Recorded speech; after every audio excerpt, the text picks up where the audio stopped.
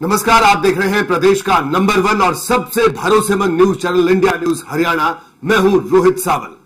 हमारे खास कार्यक्रम सामना सवालों का में आपका स्वागत है और आज हमारे तमाम सवालों का सामना करेंगे भारतीय जनता पार्टी के वरिष्ठ नेता, राज्यसभा सांसद और केंद्र सरकार में इस्पात मंत्री चौधरी बीरेंद्र सिंह। चौधरी साहब, आपका स्वागत है इंडिया न्यूज हरियाणा में। धन्यवाद। चौधरी साहब, सबसे पहले बात शुरुआत करें तो केंद्र से शुरुआत करते हैं।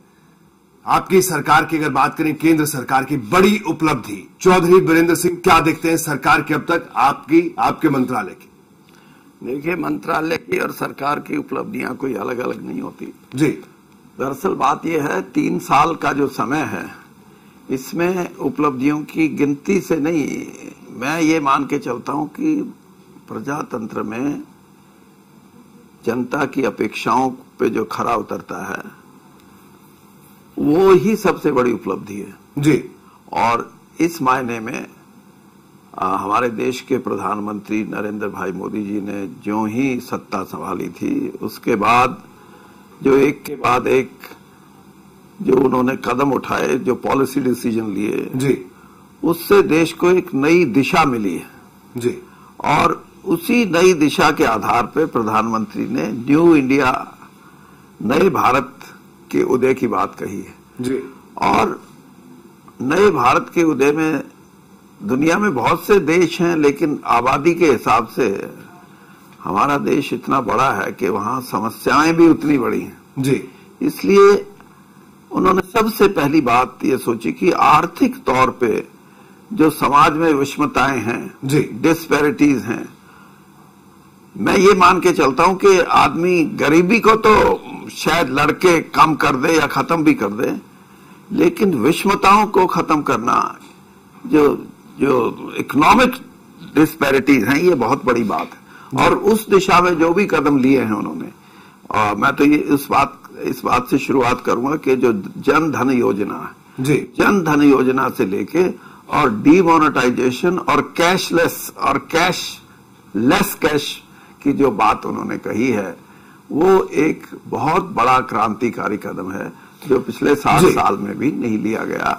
इसलिए मैं, जब आप कहते हो कि उपलब्धियां, मैं कहता हूं उपलब्धि, और वो भी ऐतिहासिक, वो यही है कि देश की आर्थिक दिशा को एक नई मोड़ दिया है हमारी सरकार ने, हमारे प्रधानमंत्री। चौधरी साहब, हम अगर अपने प्रदेश की बात करें, ठीक है, आपने बताया केंद्र सरकार ने काम किया, इन तमाम योजनाओं का जिक्र आपने किया, इसका फायदा पूरे देश में मिला, लेकिन अगर हम अपने प्रदेश की बात करें, हरियाणा की बात करें, क्या हरियाणा की जनता ने जिन उम्मीदों के साथ, चाहे लोकसभा चुनाव की बात हो, विधानसभा चुनाव की बात हो, आपको जो अपार जन समर्थन दिया, क्या वो उन उम्मीदों पर खरा उतर पाए आप अब तक?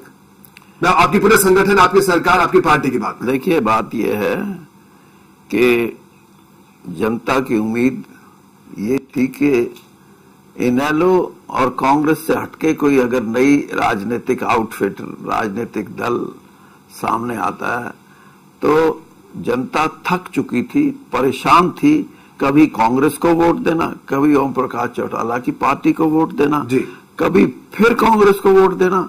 उनके पास कोई अल्टरनेटिव, कोई विकल्प था नहीं जी। और भारतीय जनता पार्टी ने 50 साल हरियाणा को बने हुए, तो उन्होंने एक प्रयास किया कि हम अकेले चुनाव लड़ेंगे और उसमें आप जैसे खुद कह रहे हैं कि बड़ा भारी जन समर्थन वोट के रूप में दिया जी। और मैं ये कहता हूं कि जनता की अपेक्षाएं तो इसी में पूरी हो गई कि 2 ऐसे दलों को जो 50 साल से खेल खेल रहे थे, कभी वो और कभी वो, तो उस खेल से मुक्ति पाई और मुक्ति पाने में ही भारतीय जनता पार्टी का एक विशेष रोल है और उसमें प्रधानमंत्री जी की जो पॉपुलैरिटी थी, जो उनकी लोकप्रियता थी, वो भी सिरे चढ़ के, मैं ये कह सकता हूं कि मतदाता के मन में थी और उन्होंने स्पष्ट बहुमत भारतीय जनता पार्टी को दिया। चौधरी साहब, आप हक और हुकूक की बात आप करते हैं और अगर खास तौर पर अगर हम बांगर की धरती की बात करें, उस पूरे इलाके की बात करें, हालांकि आप पूरे हरियाणा की बात करते हैं हमेशा, लेकिन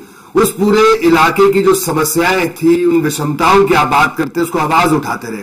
क्या आपको लगता है कि बांगर की धरती के जिस न्याय की बात चौधरी बीरेंद्र सिंह कहते थे, वो न्याय मिल पाया अब तक? देखिए, न्याय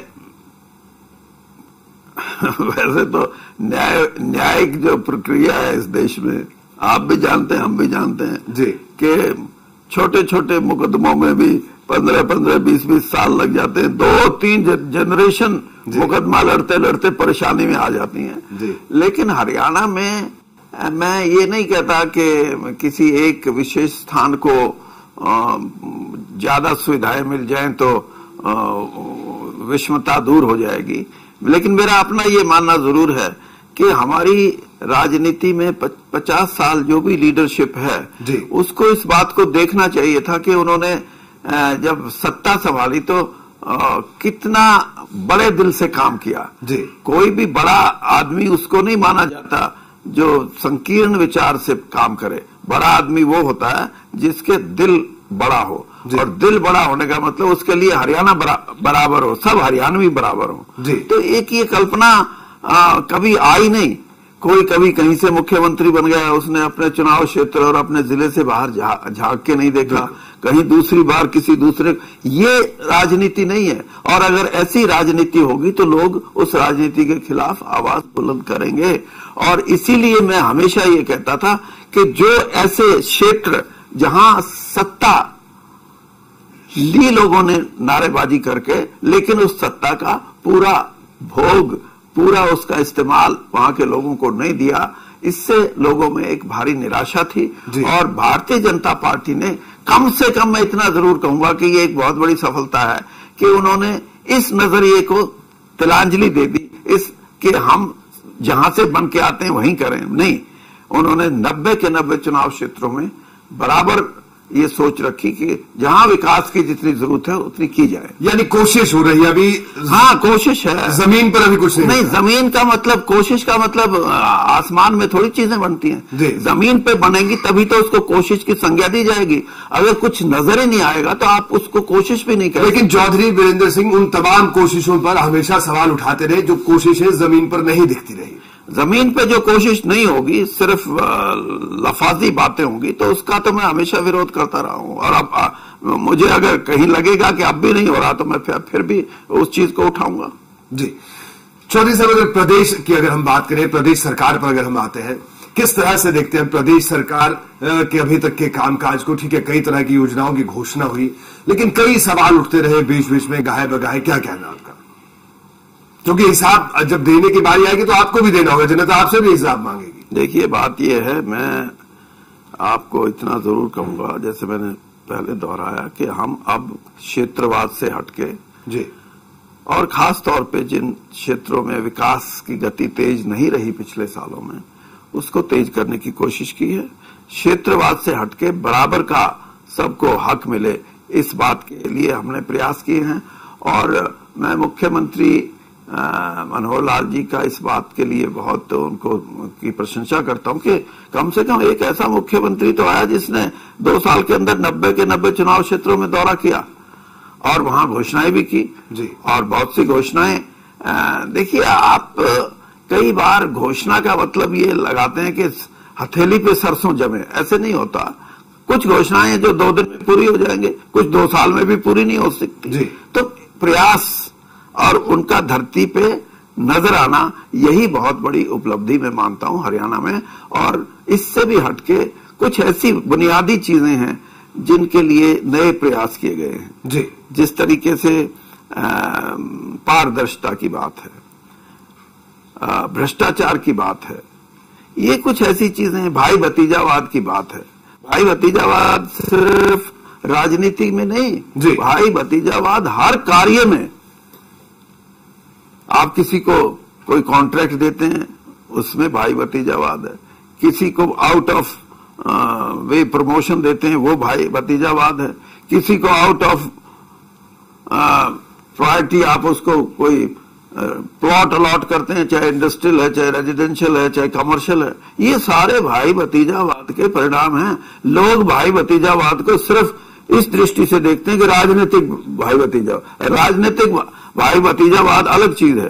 तो इन चीजों पे हमारे जो नई सरकार आई है उसने नए प्रयोग किए हैं, कुछ ऐसी चीजें करके दिखाई हैं जिससे लगता है कि अब हम उस तरीके से जो पहले प्रचलित था उससे हटके नई राह पे चले हैं। चौधरी साहब, एक लंबा सियासी अनुभव आपके पास है, क्या कहते हैं आप? अभी जो बीच में चर्चाएं चलती रहती है, असंतुष्ट विधायक, नाराज विधायक, इस तरह की जो चर्चाएं चलती है, उसको लेकर क्या कहना है आपका? देखिए, एक तो सही बात तो ये कि जो सरकार इसमें पॉलिटिकल जो लोगों की परिपक्वता जिसको बोलते हैं, उसमें थोड़ी सी कमी इसलिए है कि 90% से ज्यादा विधायक बीजेपी के पहली बार चुनाव जीत के आए हैं और गवर्नेंस, एडमिनिस्ट्रेशन ये और राजनीतिक लड़ाई, ये दोनों अलग अलग चीजें हैं जी। तो इसलिए कुछ कठिनाई हैं जी। लेकिन वो कठिनाइयां आदमी तजुर्बे से सीखता है। अब 2-2.5 साल का तजुर्बा हुआ तो कुछ समझ ठीक बैठी कि हमने कहां कहां तेजी लेके आनी है अपने क्रियाकलापों में और कहां कहां हमारी जो डेफिशिएंसी रही है उनको पूरा करने की बात है। और इसीलिए मैं ये भी समझता हूं कि आने वाले समय में और एफिशिएंसी से और अच्छे तरीके से और समझ से ये सरकार काम करेगी और जो जितना जितना तजुर्बा बढ़ेगा उतनी दक्षता भी आएगी। ठीक है चौधरी साहब, आपने अगर हम हरियाणा की बात करें, अगर हम अपने प्रदेश के सचिवालय की बात करें, वहां 4थे फ्लोर और 5वें फ्लोर में अधिकारी किस तरह से काम करते हैं आप बखूबी जानते हैं। लेकिन अभी तो यही कहा जा रहा है कि नौकरशाही पूरी तरह से नियंत्रण के बाहर है, ऐसी चर्चाएं पूरी विरोधी पार्टियां कर रही हैं।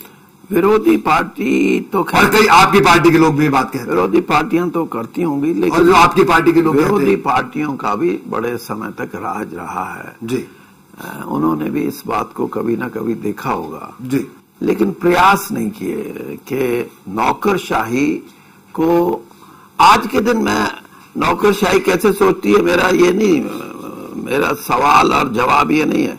मैं ये सोचता हूं कि काम की रफ्तार, जिसको आप कहते हैं ना कि जमीन पे जी, अगर हम जमीनी काम में तेजी लेके आएंगे तो विकास की गति बढ़ेगी और विकास की गति बढ़ेगी तो जिसने विकास की गति को बढ़ाया उसको राजनीतिक लाभ भी मिलेगा, चाहे वो भारतीय जनता पार्टी है या पहले अगर दूसरी पार्टियां करती उनको भी लाभ होता। सबसे बड़ी दिक्कत यह है कि अगर इन चीजों से छुट्टी पानी है, इन चीजों पे काबू करना है, तो आपको एडमिनिस्ट्रेटिव रिफॉर्म्स के लिए कोशिश करनी चाहिए। मैंने मुख्यमंत्री जी को भी कहा कि आप कम से कम एक कमेटी का गठन करें, जो कमेटी आपको जो स्पीडीनेस और जो एफिशिएंसी काम में ला सकते हैं, वो कौन से प्रशासनिक सुधार हो सकते हैं जिनको करना आज जरूरी है कि एक काम जो 6 महीने में हो सकता है उसको 6 साल तक अगर लटका के रखेंगे तो वो एडमिनिस्ट्रेटिवली कहीं ना कहीं हमारे सिस्टम में गड़बड़ है जी। कहीं टेक्निकल अप्रूवल आएगी, उसकी एडमिनिस्ट्रेटिव अप्रूवल आएगी, फंड्स के लिए जाएगा, फाइनेंस मिनिस्ट्री को फाइनेंस डिपार्टमेंट को जाएगा, वहां फाइल घूमते घूमते फिर वापस आएगी। एक ऑब्जेक्शन लगा दिया तो 3 महीने फिर वही प्रक्रिया शुरू। इन चीजों से छुट्टी पाने के लिए, एडमिनिस्ट्रेटिव रिफॉर्म्स करने के लिए हरियाणा सरकार को कमेटी का गठन करना चाहिए। उसके अच्छे परिणाम आएंगे, लोगों के काम भी तेजी से बनने लगेंगे। जी चौधरी साहब, आप हमारे साथ बने रहिए, छोटे से ब्रेक के लिए यहां पर रुकेंगे, ब्रेक के बाद जल्द हाजिर होंगे।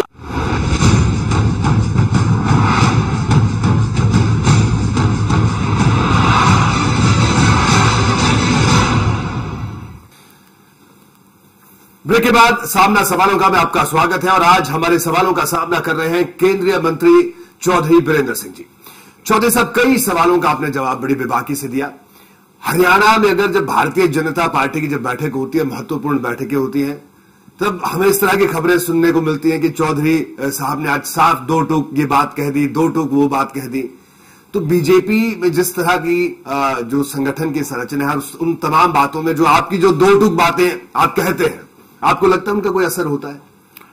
असर तो देखो, अब वो तो जिसने असर करवाना है उसकी सोच है जी। मैं अपनी अभिव्यक्ति, अपने विचारों की करते वक्त कभी ये परवाह नहीं करता कि इनका संज्ञान अच्छा तरीके से लिया जाएगा या इसको रिबफ किया जाएगा, इसको ठीक नहीं माना जाएगा, मेरा इससे कोई मतलब नहीं। और भारतीय जनता पार्टी की बात नहीं, मैं जहां भी रहा हूं जी, चाहे संगठन में रहा, कांग्रेस के संगठन में रहा, कांग्रेस की सरकारों में रहा, और चाहे अब मैं भारतीय जनता पार्टी में प्रधानमंत्री जी मोदी जी की कैबिनेट का सदस्य हूं। मैं विचारों की अभिव्यक्ति करना मैं अपना पॉलिटिकल जिंदगी में एक कर्तव्य समझता हूं। मेरे राजनीतिक जीवन में ये मैं मेरा अपना कर्तव्य है। हो सकता है मेरे विचारों से कोई सहमति ना हो जी, या हो सकता है मेरे विचार आज के परिप्रेक्ष्य में उतने सार्थक ना हो। इसका मतलब ये नहीं है कि मेरे विचारों में बल नहीं है या मेरे विचारों में एक नई सोच नहीं है, तो वो मैं रखता हूं, उससे मैं किसी की परवाह नहीं करता इस बात के लिए। कई बार ये बातें आती है कि साहब अनुशासन की बात भारतीय जनता पार्टी में बहुत होती है और इस तरह की कई बार ऐसे मंच पर ऐसी बातें बोलना शायद कई लोगों को अखर जाती हो। देखिए, अब किसको क्या अखरे, अगर सच्चाई बोलें तो बोलनी चाहिए, और आप जिस भी पद पे हो, अगर आपके मन में कोई अच्छी बात है जिससे कि समाज का भला हो, देश का भला हो, तो मैं उस बात को, और मैं सामाजिक दृष्टि से ये समझता हूं कि अगर समाज में परिवर्तन लेके आने हैं तो यथार्थ को समझना पड़ेगा, और जो हकीकत है, जमीनी हकीकत, उसको जान के ही आगे कदम बढ़ाए जा सकते हैं जी। ख्याली दुनिया से समाज नहीं बदलता या देश समृद्ध नहीं होता। चौधरी साहब, आप अगर जाट आरक्षण आंदोलन की बात करें, अभी फिर से एक बार आंदोलन शुरू हुआ था और उसमें एक ट्रबल शूटर की भूमिका आपने निभाई। उस वक्त में एक तरह से तमाम दोनों पक्ष आकर मिल बैठकर बात हुई और फिर एक सहमति बनी। तो लेकिन उससे पहले जो 4-5 दिन पूरे प्रदेश में जो माहौल बना, क्या आपको नहीं लगता उसको रोका जा सकता था, या आप उसमें पहले इंटरवीन करते तो स्थितियां बदल सकती थी? देखिए, एक तो मैं आपको स्पष्ट कर दूं कि मैं इसमें इंटरवेंशन में कोई ज्यादा महत्वपूर्ण नहीं समझता था अपने आप को, क्योंकि मैं शुरू से एक बात कह रहा हूं जी कि अगर हमारी समाज में जो हमारे गुर्जर भाई हैं, यादव भाई हैं, सैनी भाई हैं, ये सामाजिक रूप से अगर हमारे से भिन्न हैं, इनकी पृष्ठभूमि ऐतिहासिक हमारे से भिन्न है, तो हमारे को बिल्कुल आरक्षण न दो। और अगर हम हर चीज में सामाजिक दृष्टि से समान हैं तो हमारा हक बनता है कि हमारे को भी दिया जाए। इसलिए मैं तो एक किस्म से अपने विचारों की अभिव्यक्ति करता था। इसलिए मैं ये नहीं ठीक मानता था कि मैं कोई बीच की भूमिका अदा करूं जी। लेकिन मैं जब मुझे मेरे राष्ट्रीय नेताओं ने कहा कि आप इस चीज को देखें, तो मुझे इस बात का बड़ा, मैं कहता हूं कि मुझे इस बात पे गर्व है कि जो आंदोलनकारी थे उन्होंने पूरा विश्वास मेरे अंदर व्यक्त किया, जो जाट आंदोलनकारी नेता थे। और इसी तरीके से हरियाणा सरकार ने और खास तौर पे मुख्यमंत्री मनोहर लाल जी ने भी पूरे विश्वास से ये बातें आगे बढ़ाई। और मैंने फिर जब समझौता हो गया तो मैंने उसके कारण जानना चाहा कि अभी तक क्यों नहीं हुआ। जैसे आपने कहा कि पहले 5 दिन पहले भी हो सकता था, 10 दिन, 50 दिन का, वो तो उनका जो धरने थे, वहां दोनों तरफ से कहीं ना कहीं विश्वास की कमी थी और उसकी भरपाई मैं ये समझता हूं कि जब मैं बीच में आया तो हुई। और मैं स्पष्ट रूप से ये कहता हूं कि मैंने अपनी जिंदगी में जितने भी राजनीतिक तौर पे कोई काम किए होंगे, ये एक बहुत बड़ा, चाहे ऊपर वाले की मेहरबानी हो या लोगों की शुभकामनाएं हो कि इस चीज को हम पार लगा सके। अदरवाइज मैं अपने राजनीतिक अनुभव से ये कहता हूं कि अगर इतनी बड़ी संख्या में लोग दिल्ली पहुंचते और कोई बवाल होता तो उसका बड़ा भारी नुकसान होता। सामाजिक तौर पे जो हरियाणा का भाईचारा था वो खराब होता। तो मैं दोनों तरफ के, और बल्कि समाज के हर अंग को ये कहूंगा, उनको बधाई देना चाहूंगा कि उन्होंने अपनी परंपरागत भाईचारे की जो भावना थी उसको देखते हुए भी, जो एजिटेटर्स थे उन्होंने भी ये फैसला लिया कि नहीं, समाज को हम टूटने देंगे, हम बना के रखेंगे। और ये बहुत बड़ी घटना थी जो उसके अब जो परिणाम है उससे जितनी मेरी संतुष्टि अब हुई कि हमने कोई बहुत बड़ा काम किया है जिससे कि हम समाज में एक सौहार्द का वातावरण, एक सह अस्तित्व, को एग्जिस्टेंस का वातावरण पैदा कर सके। बिल्कुल सही बात कही चौधरी साहब। ये राजकुमार सैनी जो सांसद है आपकी पार्टी के, क्या इनको आपने सौहार्द बनाने के बारे में इनसे कभी चर्चा नहीं हुई?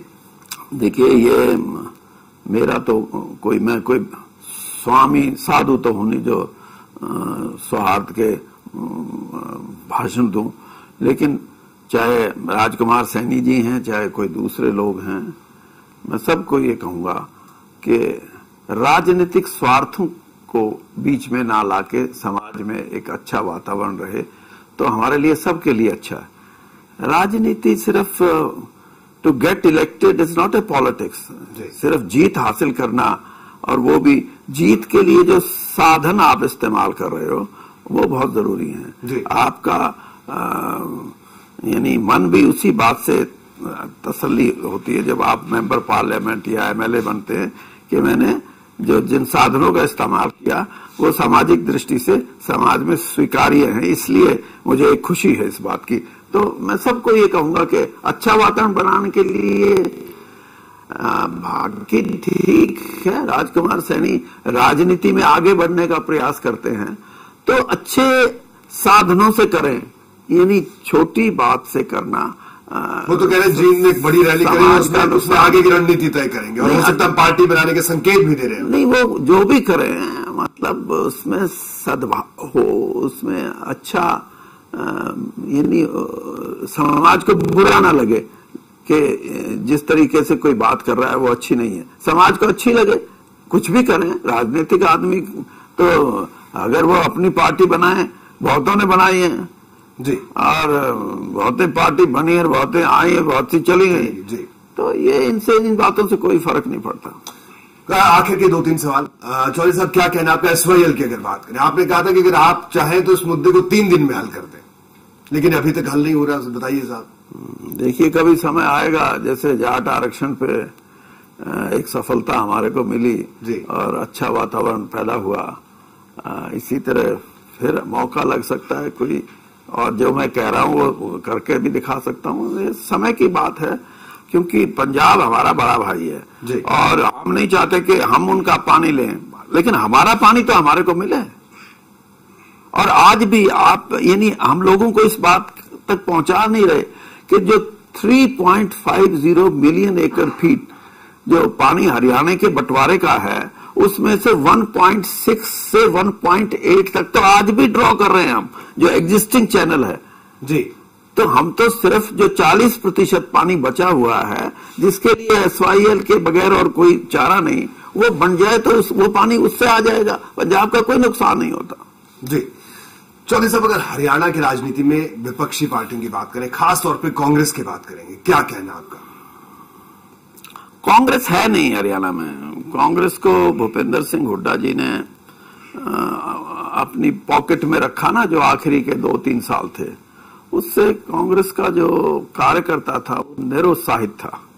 कांग्रेस के कार्यकर्ता को ये लगा कि अब कांग्रेस में उसका कोई स्थान नहीं है, और इसीलिए कांग्रेस 15 सीटों पे सिमट गई, और 15 में से भी आप देखेंगे 10 सीटें वहां से आई जहां भूपेंद्र सिंह हुड्डा की ये हमेशा राजनीति रही कि कम से कम मैं हरियाणा का नेता बनने की मुझे जरूरत नहीं, यहां 10 सीटों का तो एमएलए बनने का नेता मैं रहूं।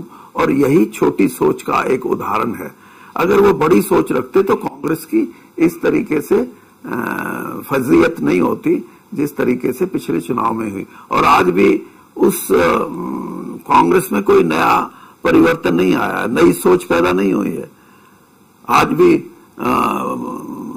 यानी ये ठीक है, मैं ये जरूर कहूंगा कि जो अब अध्यक्ष है अशोक तंवर, कम से कम नौजवान आदमी में ये साहस हुआ कि उन्होंने ही कॉल स्पेड ए स्पेड, मतलब उसने हर चीज को सही और गलत को गलत कहने का साहस जुटाया है।